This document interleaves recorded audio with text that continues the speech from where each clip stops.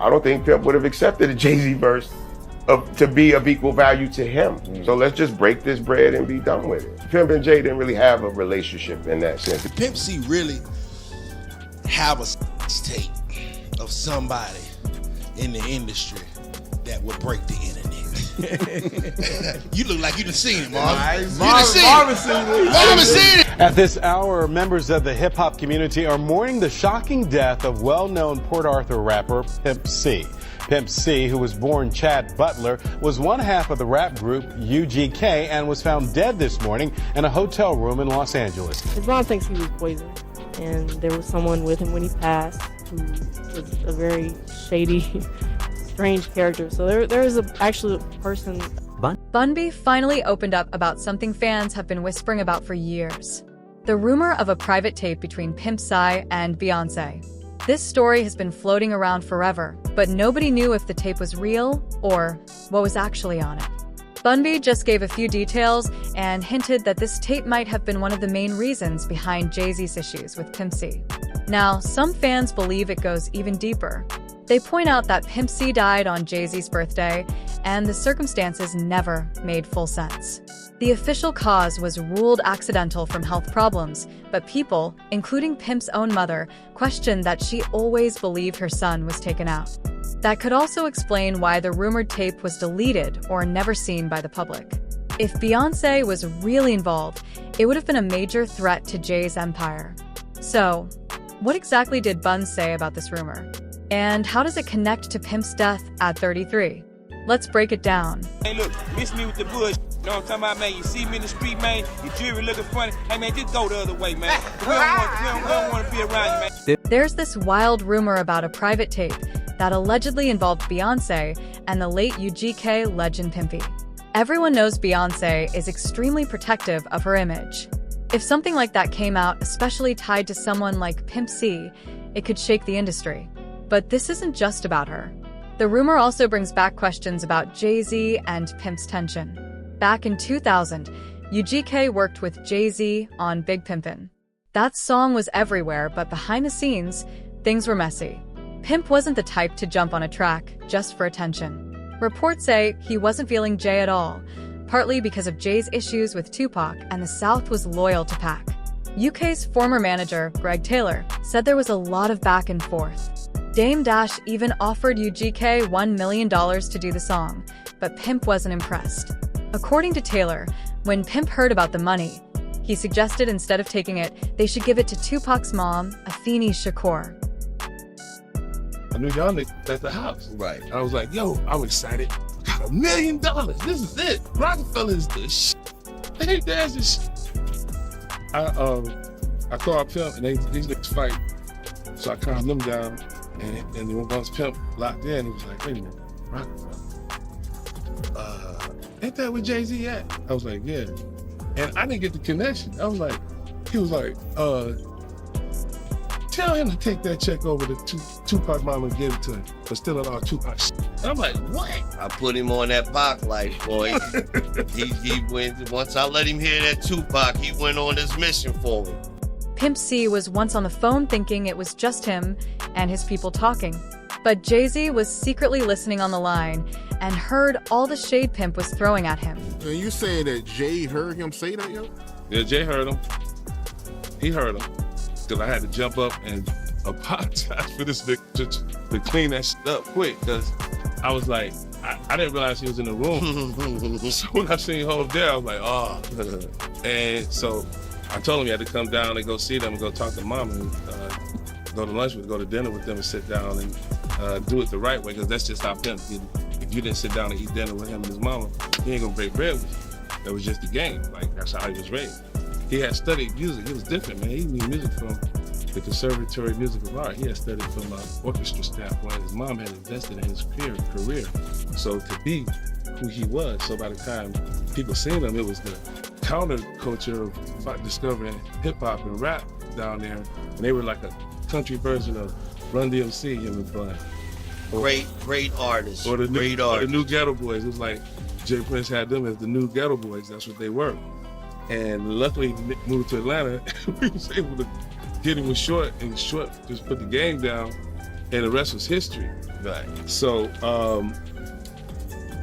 that caused a ruckus because when they missed the first 2 Jay-Z albums because of it. And the next time around, I knew not to call Pimp because him and Jazzy was beefing. Eventually, Pimp C did agree to record Big Pimpin', but the truth is he and Jay were never close. Bun B said it actually took some reverse psychology to convince Pimp to even consider doing the track. And even after the song became a hit, Pimp never really cared for it the way everyone else did. To him, it was just another record. I got paid to be on Big Pimpin'. We didn't have that relationship. And to be honest, I don't think Pimp would have accepted a Jay-Z verse to be of equal value to him. So let's just break this bread and be done with it. Right. And to be honest, Pimp and Jay didn't really have a relationship in that sense. There was a lot of mutual respect, but Hov and I were always close. You know what I'm saying? I ended up getting a feature. You know what I'm saying? Yeah. But no, it was really just about, like, we worked very hard to get where we are, and we're successful now for being purely who we have always said we were. Riding Dirty, most critically acclaimed album we ever released, gold album, not one music video. You know what I'm saying?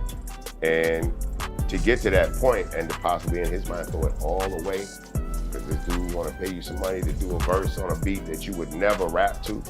You know what I'm saying? It just seemed like a lot, and it took a lot to kind of bring him back around to the idea of being a part of it, to the point where I just like reverse psychology. Like, fuck it, don't do it then, fuck it. Like, don't even worry about it, fuck it, we ain't even gonna do it. I'm just telling me we ain't gonna do it, you don't wanna do it, fuck it. You know what I'm saying? All right, Pee-wee, fuck it, I'm gonna do it, man.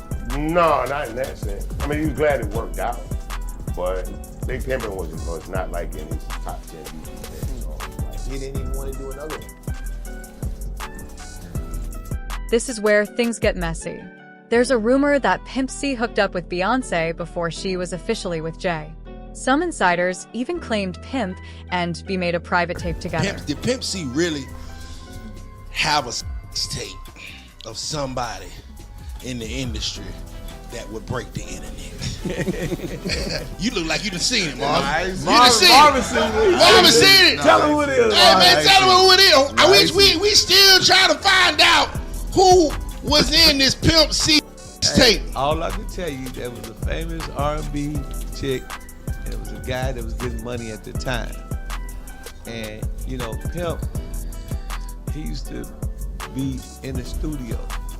And every now and then he'd have a camcorder, so he was able to get some footage. And he wanted to do something with the footage, but I don't know why he didn't do nothing with it, but if I could have got a hold of that tape, I'd be a billionaire, man. Whoever it was, they had to kill me, man. I know TMZ would have paid a bank for that one, man. But yeah, it is a tape, and if you read the comments, a lot of people figured out. It's no secret that Jay was very controlling with Beyoncé early in their relationship. Beauty even said Jay once kicked him and Slim Thug out of the check on a video shoot because Beyoncé's outfit was too revealing. Well, we'll let Bun B tell it. Here's what he said happened. This is also in the earliest stages of Jay-Z and Beyoncé as a couple. And so we're on the set and we're filming the video. And if you look at the video, there's a lot of kind of skimpy outfits. Right? And Queenie's there also. So it's not like I'm like sitting there salivating over another woman. And Jay-Z calls. And he's like, yeah, how's the video going? Oh, it's going good. Or, are the guys there? Yeah, they're there. You know, it's them and some of their homies. He's like, wait a minute, how many dudes are there? And so she's like, oh, it's about 9 or 10 guys, I guess, over there. Where are they now? They're in here. They're in the soundstage. They're watching her film. What is she wearing? They describe the outfit. And he's like, yo, clear the room. I guess Beyoncé gets wind of the call. She comes up and she apologizes.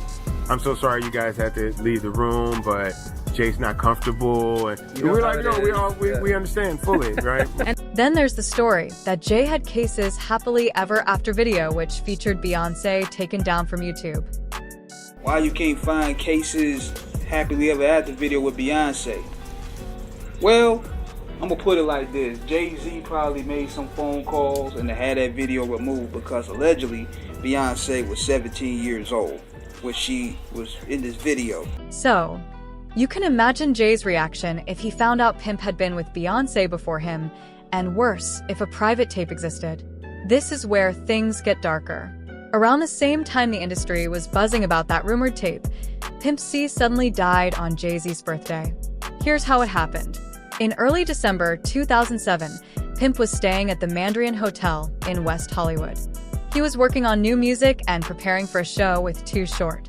On the morning of December 4th, he was supposed to fly home to Texas, where his wife Chinera and cousin Ed were waiting at the airport. When they didn't hear from him, Chinera called the hotel. Staff checked his room and found Pimp unresponsive. He was pronounced dead at just 33 years old. The coroner ruled it accidental, blaming heavy lean use and sleep apnea. But DJ Paul from 36 Mafia later said Pimp's manager saw the hotel room and claimed it looked like it had been shot up. Like Sunday night or something. Pimp was over my house Saturday morning, Friday night, Saturday morning. He called me like Sunday night or Monday morning or something. He's like, I got something to tell you. I was like, what? And he's like, let me make sure it's true, and I'm gonna call you back. I'm finna go to Pimp's hotel, but something happened. And I'm like, what happened? He's like, they wouldn't tell me on the phone. They said they'd tell me in person. See security when I get there. And he went in there and saw Pimp C body. Pimp C was still in there.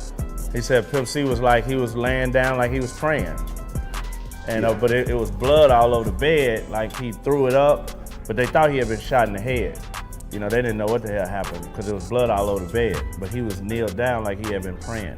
And the candles had been burnt all the way down.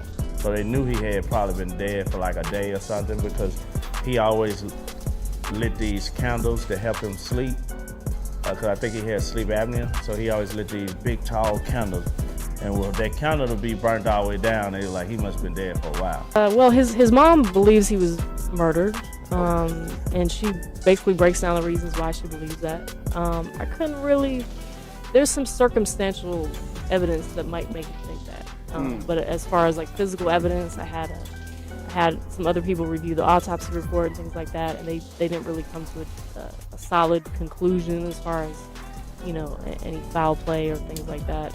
But a lot of people have heard that he died of a codeine overdose, which is not true at all.